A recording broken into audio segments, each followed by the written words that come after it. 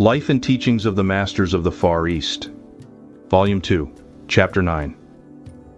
During the preceding September, we had arranged to meet a party in the Gobi Desert, and they were to accompany us to the site of 3 of the ancient ruined cities, the locations of which are given by some of these records. While we had not as yet seen these records, we had been told of their existence. Those which we had previously seen, and which had aroused our curiosity, were but copies of the records we had before us. Both of the sets place the dates of these cities back 200,000 years.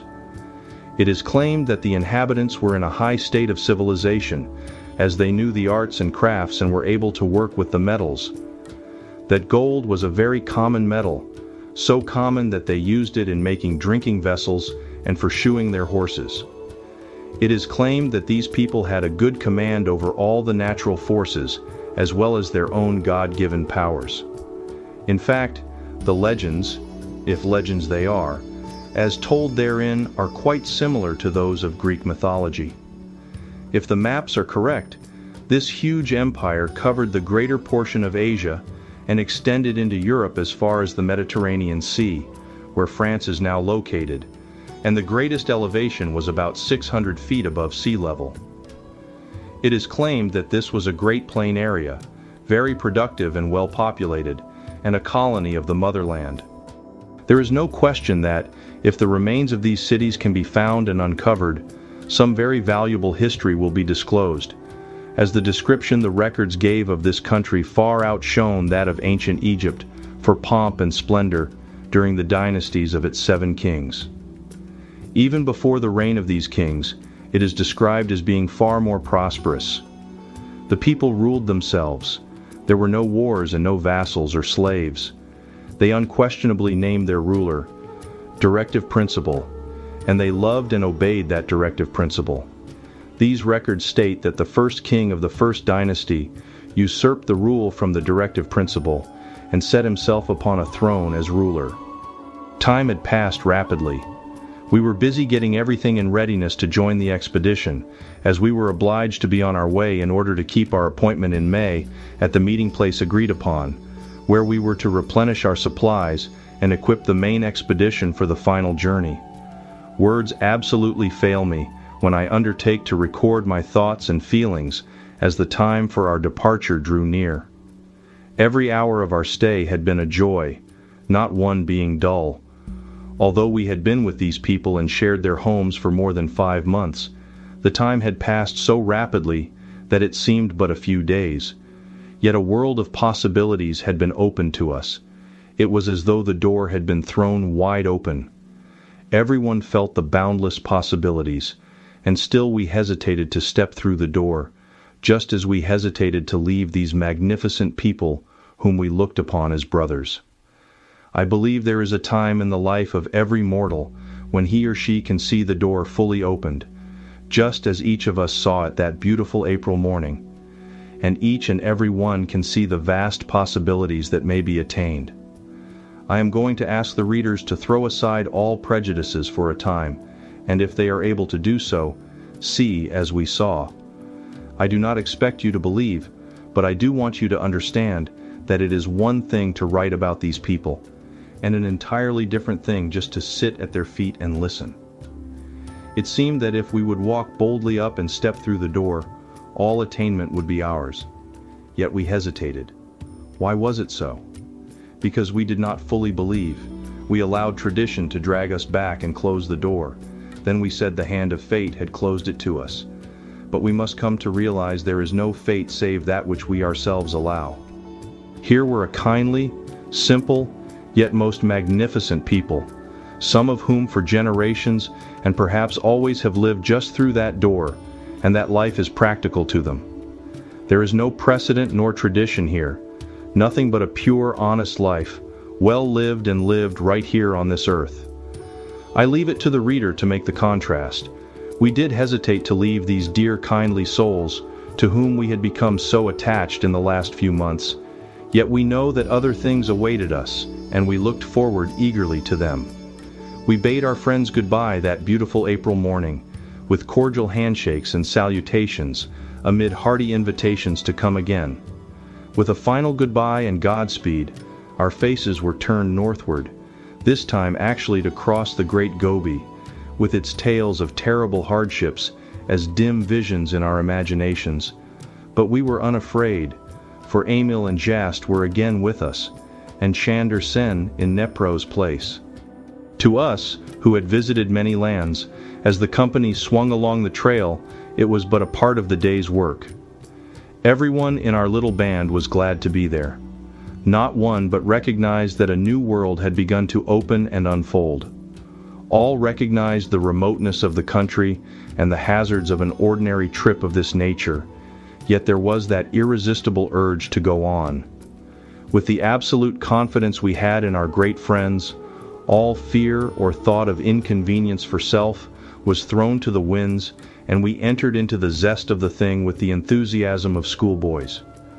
We were accustomed to the remote places of the earth, but never had we experienced a country so remote, yet one where we could travel with the freedom and ease that we were experiencing here. Do you wonder that we were infatuated with the country and our benefactors? We felt that we could go right on north until we had negotiated the polar regions and conquered them.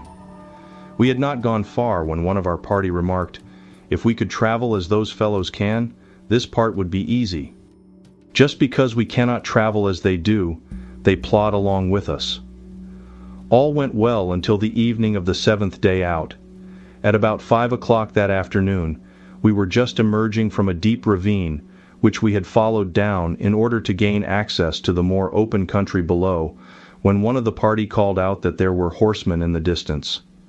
We turned our glasses upon them, and counted 27 horsemen who seemed to be fully armed. We reported this to Jast, and he said they probably were one of the roving bands that infest the country. We asked if they were one of the bandit bands, and he said that he suspected they were, as they did not appear to be tending any flocks. We left the trail and proceeded to a clump of trees and made camp for the night. While the camp was being prepared, 2 of our party crossed the stream, near which we were camping, and climbed to the top of a ridge that would give them an outlook over the rolling country. When they had gained the summit, they stopped, and placing their field glasses to their eyes, stood for a moment, then turned and hurried toward camp. As soon as they came within hailing distance, they reported that the party of horsemen was not over 3 miles away and was riding toward our camp. At this time, someone remarked that he believed it was going to storm. We looked, and sure enough, there was a heavy bank of clouds gathering in the northwest, and fog was drifting in from every direction. We became very uneasy as we could now see the band of horsemen through the approaching storm, coming down a rolling slope directly toward our camp. We were very much disturbed about the appearance of this band. Although there were 32 in our party, we did not have a firearm of any description. At that moment the storm broke upon us with all the fury of a blizzard. For a few moments the wind lashed and roared and drove the fine particles of snow around us with the fury of a 70-mile gale, and it looked as if we would be obliged to move our camp to escape the falling limbs that were being broken from the trees by the storm. Then everything became calm where we were, and we thought for a moment that it had been only a squall, such as often happens in that country, and that it would soon blow over. Since there was a dim half-light which enabled us to see, we turned to and set the camp in order. We were occupied with this work for about half an hour, and had not given a thought to either the storm or the supposed bandits who had caused so much uneasiness a short time before. As we stopped a moment for breath, our chief walked to the entrance of the tent and looked out, then turned and said, "The storm seems to be raging a short distance away, but where we are there is scarcely a breath of air stirring. Just look, the tents and trees around are hardly moving, and the air seems warm and balmy." A number of our party followed him outside, and we stood for a moment wondering. While we had been in the tent and occupied, we had been half conscious of the noise the storm was making, but we supposed it had blown over and was traveling up the ravine, as some of the storms in that country come on like a cyclone and travel for miles before they expend their fury, and after they have passed, there is a dead calm. This was not the case here. The blizzard was raging with all its fury within 100 feet of us, but where we stood, the air was still and warm. Our former experience had been that the cold was intense and pierced one through and through, while the wind drove the icy needle-like particles of snow around and along with it in blinding fury until one was nearly suffocated. Suddenly, the circle lighted up as if by magic. As we stood wondering, we thought we heard shouts of men above the din of the storm. Supper was announced. We went in and sat down. While we were eating, one of the party wondered what had become of the horsemen we had seen descending the slope. Another said, "We thought we had heard shouts while we were outside, and wondered if we could not be of some assistance in case they were lost in the blizzard."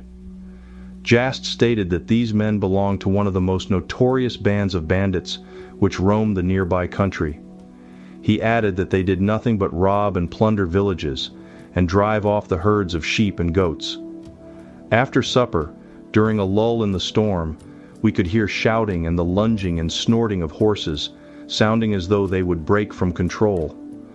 Although they seemed but a short distance away, we could now see them, so dark and dense was the snow that was whirled along by the wind. Neither could we see any sign of a campfire. In a few moments Emil arose and said he would invite them to our camp. Unless they were well prepared, it would be impossible for man or beast to survive the storm until morning, as the cold was growing intense outside. As he was preparing to leave the tent, two of our party asked to be permitted to accompany him. Emil seemed pleased. He accepted, and they disappeared in the storm. After about 20 minutes had elapsed, they reappeared, followed by 20 of the bandit band leading their horses. They told us afterwards that 7 had become separated from them, and were probably lost in the storm. Those who gathered in our circle were a unique and motley lot of half-wild-looking creatures. The moment they entered the circle of light, they became suspicious that there was some plot to capture them. They showed their alarm until Emil assured them they were at liberty to go any time they wished, and showed them that we had no mode of defense if they wished to attack us. This, their leader said, they had prepared to do when they saw us emerge from the ravine before the storm came on. After the storm came, they had become bewildered and lost their way, so they did not know where their camp was located. When Emil and the 2 from our party had found them, they were huddled together against a cliff about 100 yards downstream. The leader said if they were driven out, they would certainly perish. Emil assured them that this would not happen. They made their horses secure for the night among the trees, then gathered in a group by themselves, sat down, and began eating dried goat meat and yak butter, which they had taken from their saddle pouches. While they were thus occupied, they kept their arms near at hand, and would start and listen at any increased sound. They talked and gesticulated freely.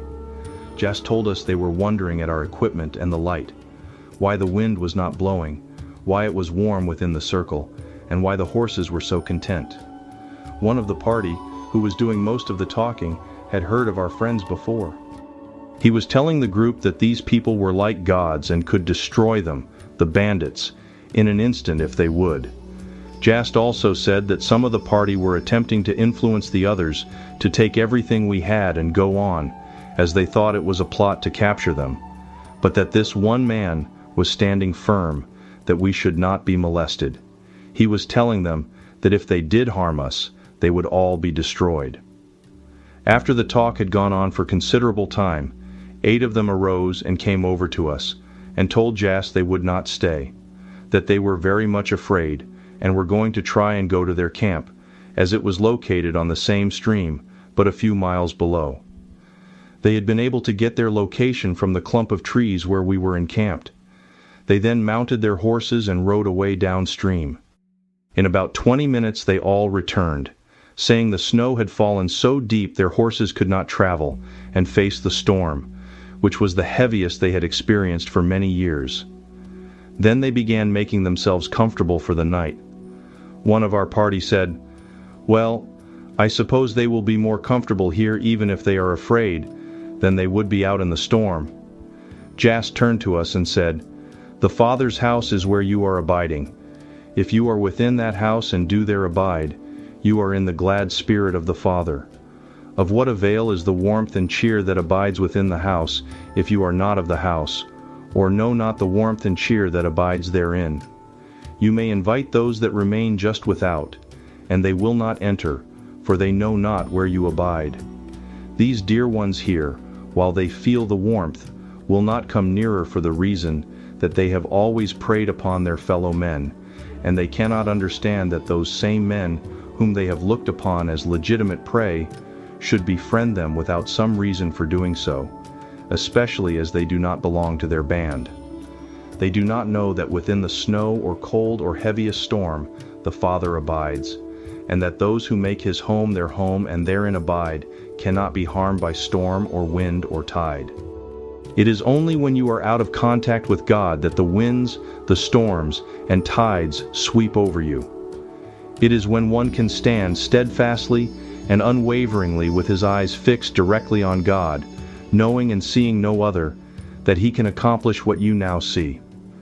Our thought is, I stand steadfastly with my eyes fixed on you, O Father, knowing naught but you, Father, and I see naught but God in all things. I stand firmly on the holy mount, knowing naught but your love, life, and wisdom. Your divine spirit pervades me always. It surrounds me and abounds within and without me always. I know, Father, that this is not for me alone, but it is for all thy children. I know, Father, that I have naught but that which they have, and there is naught but God for all. I thank thee, Father. The real peace may be found even in the heart of the storm, but deep in the heart of the man who has found himself is the true calm.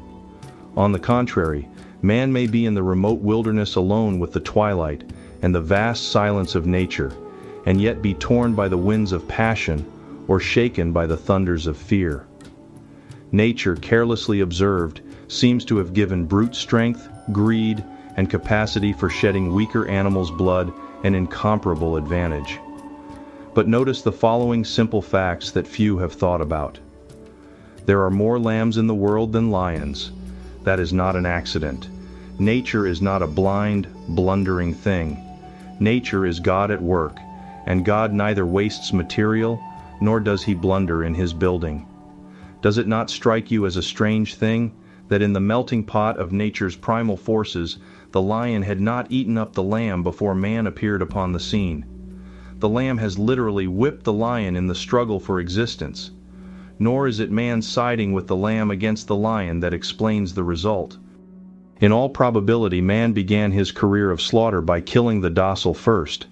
It is certain that he kills more lambs than lions. It is not man but nature that pronounces condemnation of lion's kin.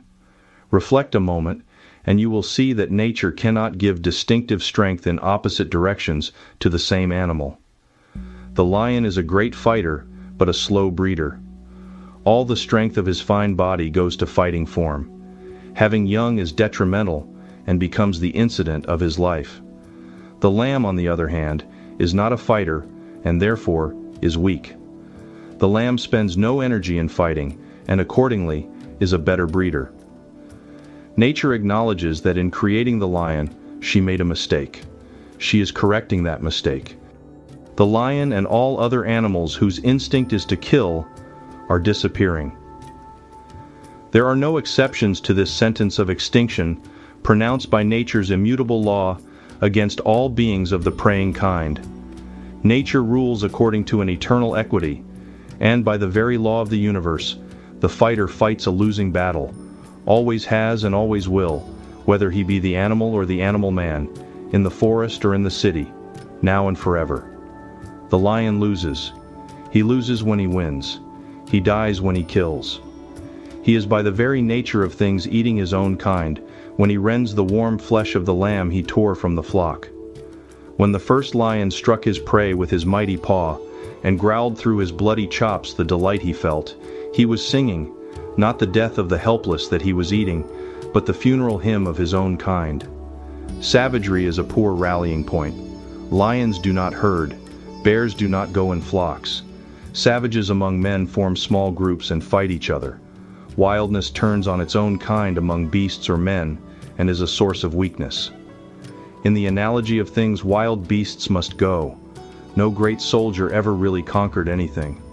His victories are all illusions. Soldiers' empires, if they rest on nothing more substantial than the sword, swiftly fall to pieces. In the end, the soldiers must repudiate force and resort to justice and reason, or their empires crumble. The beast of prey, whether he is brute or human, is solitary, hopeless, and helpless, irrevocably doomed, for gentleness is the real strength. Gentleness is the lion, with all of the lion's attributes, except the taste for blood, and slowly all life is coming beneath its all-conquering rule. Man is made or unmade by himself. In the armory of thought, he forges the weapons by which he destroys himself. He also fashions the tools with which he builds for himself heavenly mansions of joy, strength, and peace. By the right choice and true application of thought, man ascends to the divine perfection. By the abuse and wrong application of thought, he descends below the level of the beast. Between these two extremes are all of the grades of character, and man is their maker and master. These bandits are the remnants of a once great and prosperous people. Their forefathers inhabited this country when it was a beautiful, thriving industrial empire. They knew the sciences and arts. They also knew their own origin and power, and they worshipped that origin and power only. There came a time when they began to look to the body for pleasure, and in time the body failed them. Then a great cataclysm swept over the land, devastating it and leaving only a few scattered people on the higher ground. These developed into communities and became the larger races of Europe. The region where we are and that of the Gobi were cut off and raised bodily until nothing grew. The people were so nearly destroyed that there were only a few isolated communities, and at times, only 1 or 2 families left. These gathered in bands and are the ancestors of the present people. They cannot prosper, as they are continually at war with each other. While their history and origin have been forgotten, their religion and legends can be traced to the one source. Wherever you find them, you will find some of the fundamentals alike, although their forms differ widely. When we were leaving, 2 of the men asked if they could join our party. As we were, expecting to recruit a number of helpers in the next large village, about 70 miles farther on, we gladly accepted them, and they were with us until we returned that fall.